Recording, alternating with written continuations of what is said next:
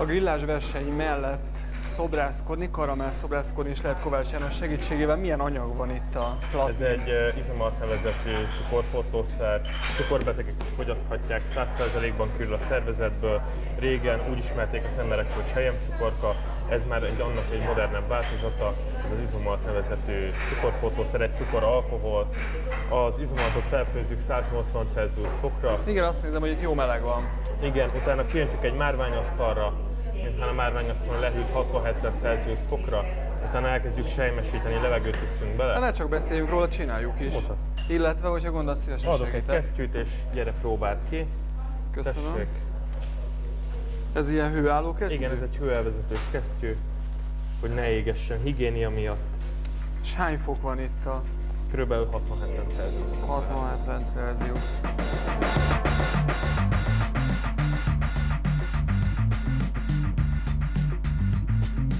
Először kisejmesítjük a cukrot, levegőt viszünk bele. Most mi történik? Most Ez a sejmesítés? Mindegyik karamell, amikor lefőzzük, először egy átlátszó színű. Most egy átlátszó gömböt fogunk fújni, aminek a közepében egy rózsaszín gömb van. Gyere, ülj le! Én is, én nem ülök, ülj le nyugodtan, én majd innen nézem. Egy gömbbe-gömböt fogok megmutatni. Először kívülről egy átlátszó gömb van, és a belsejébe belefújunk egy más színű gömböt. Ekköré szirmokat halmozunk, egy tavi rózsát fogunk készíteni. Az milyen gép?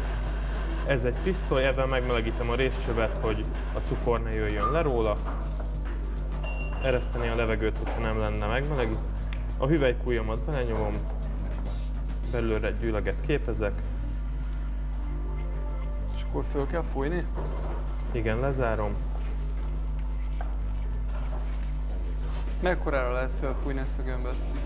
Ezt a gömböt körülbelül egy 5 cm-nél nagyobbra nem lehet, attól függ, hogy mekkora anyagot fogok meg. Nincsen határ a gömbfújásba. Egymásba fogom utána halmozni a gömböket. És miért fújkálod közben? Hogy folyamatosan hűljön, egyenletesen táguljon. Na, ezt megpróbálom akkor. Tessék, a másik kezeddel összenyomod. Ezt is húzom, és ezt Húzod, a másik kezeddel már nyomod is össze. Itt? Itt. Ja, értem. Itt, amekkorára akarod. Ha azt mondod, hogy ekkorát szeretnél, akkor összenyomod és így eltér. Na, ez ilyen kis szírom lett.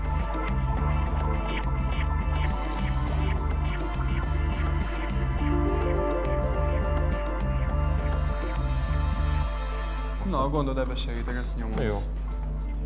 Ezt talán nem rontom el.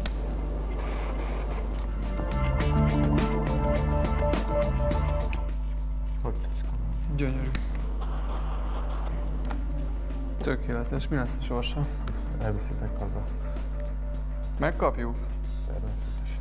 Köszönjük szépen, a szomszédasztalnál egy hölgy vár minket, akivel zöldségszobrászatra fog sor kerülni, majd ő neki odaadjuk.